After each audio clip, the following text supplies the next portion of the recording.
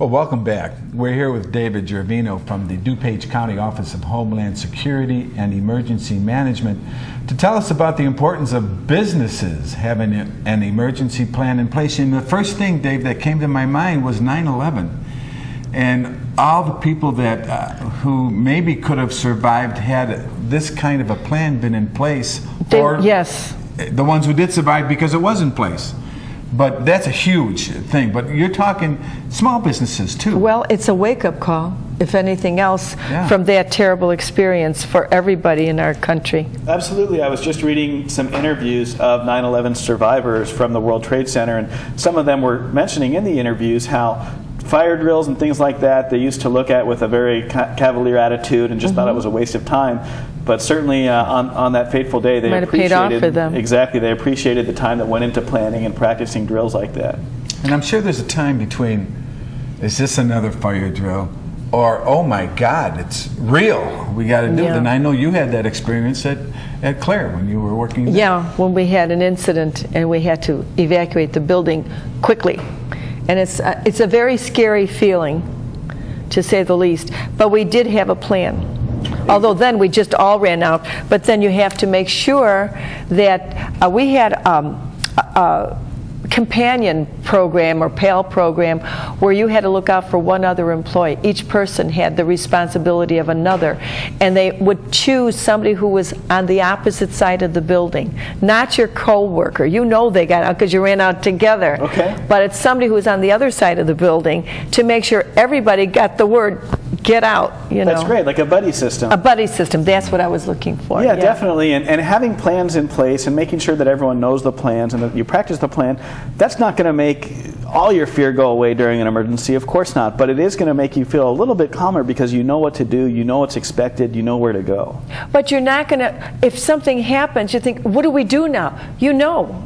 Exactly. You have to put in place, oh, this is the plan. It's like developing that mental muscle memory, so it's just like a reflex. You've done this before, you've practiced it, you know what to do, you know where to go. Well, what are some of the things that a small business could do to make sure that they are doing the right thing? Yeah, one of the things you want to do is you want to look at the types of disasters that can happen in your area and how that would impact your business and what you should do. What we see time and time again is that businesses have plans in place for their systems, but not for their people in some cases. I think that's because there's a lot of systems you can get off the shelf or services that'll back up your computers for you and handle your phone system for you, things like that. But people are a little bit, it's more of a challenge to deal with because it's not just a plug-and-play type of thing. It's something that you need to develop, you need to practice, things like that. So I would suggest that businesses bring together stakeholders from each department and talk about what kinds of disasters can affect us, and if they do happen, what should we do? Where should we go? And it doesn't have to be a catastrophic type incident. Think back to the blizzard last year in February. You know, a lot of businesses, the night that the blizzard started to hit, decided they weren't going to open the next day. But in many cases, people at home didn't have a way to get in touch with their employees. They didn't have emergency contact information at home. All that stuff was on site at work. So their employees wound up driving in pretty dangerous weather to get to work, and it was unnecessary because they found that the office was closed. So just simple things like having emergency contact information for all of your employees, having that off-site in case you need to reach them at night or on a weekend, things like that. What would that be like? Like a special phone number, or how would that work out practically? What would you just, everybody, this is an emergency number, call this before you come to work? And it could be a recorded message where they would call to see if there's work tomorrow or not due to the weather? Sure. You could do something where you have a website that employees are told to go to see if the business is going to be open or closed, or exactly a voicemail message, or even just having a phone tree set up where, you know, each manager is supposed to call his or her direct reports, and they have those phone numbers with them. That's what we see more often than not is people are at home and they want to notify the phone their numbers employees. in their desk at work. Exactly. Yeah, doesn't do you much good. That's interesting. That's very wise, yeah. What other things can you do besides that, exiting the premises or whatever it is? Sure. Well, we also want to look at a concept called business continuity, which refers to businesses being able to survive after a disaster.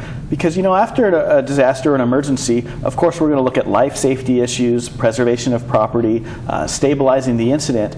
But then the next thing that we can do to kind of help the situation is to get that business back up and running so that people can go to work, so that they can get paychecks, so that they can buy food for their families, things like that. So it's important that each business have a disaster recovery plan for how they're going to get back to the day-to-day business as usual.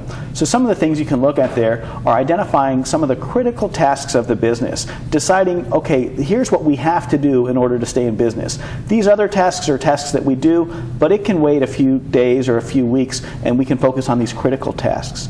After you establish those critical tasks, you want to then make sure that people are cross-trained. We can all probably think of people at work who that person is the go-to guy or the go-to gal who knows everything. But what if that person can't show up at work? What if it's like the H1N1 pandemic flu where people are sick? Are there other people in place who can do those tasks, who are cross-trained on them? That is important. Sure. I think you always need a backup person, because I always say if they're not there, what do we close the store? Exactly. You know, I mean, exactly. You have to have somebody who knows what they're doing. And to document the tasks, you know, here's a task we do every week, payroll. Here's how we do it. Here's the system we log into. Here's how we log in. Here's how it's done. In case that either the system goes down, or that person is no longer with the company, or not able to respond because maybe they're having an emergency of their own at home, your business can still survive and actually thrive. Well, it makes sense to me to have that cross-trained people anyway. Yeah. Like if that person is sick or ill, who's going to do the payroll? Well, no one knows how to do the payroll. Or the person who barely knows how to do it maybe makes a lot of errors and mistakes. So why not take the time, because it's not an emergency, and train these people, cross-train them to do different I think jobs. these jobs, all jobs are important, and that's what keeps the whole company running smoothly, everybody in their place. But you can't always have it 100%. Like you said, there's diseases that go around that everybody's catching it, especially in an office. If one gets sick, before you know it, everybody's sick. Right. And you need a backup person for those jobs, even when they go on vacation. Absolutely. You have to have somebody there to fill in for them. And you need systems in place. We also saw after September 11th, there were companies where people owe the companies money but didn't know where to send the checks, where to send the payments, because the buildings were demolished. Yeah. So it's so important to have systems in place and to take care of your people. It makes good business sense, and it's the right thing to do. And maybe that should be on your employment form, maybe a secondary person that could be contacted, even a third person that can be contacted in case you're in an emergency and you have to contact somebody who's not at the office. Those are things that have to be put in place from the beginning. Absolutely. Don't wait for the disaster and say, oh, we should have done it this way, next time we will, you know. You want to prevent that inconvenience. That's right, and it's a great part of maybe your new hire orientation checklist to have an item that says go over the emergency plan with the new employee. Let him or her know what's expected of them, where they can go to get information, what they can do to keep safe. Hey, Dave, any number we can call? So maybe a business would like to find out more about this. Do you have any forms? Or even some advice you could give them? Absolutely. They can call us at 630-682-7925, or they can visit us on the web at protectdupage.org, and they'll find links to all sorts of free resources that will help them develop a business continuity and disaster recovery plan. Perfect. Well, I think that's perfect for anybody who's running an office manager or whatever. They would look real good to the big boss. Definitely. If they put something like this in place. Okay, good. And employees feel valued too when they know that their boss is looking out for them. Absolutely. All right. Thanks, Dave. That was Sure. Thank you. interesting. I didn't This is know about important. business plans. We'll be right back.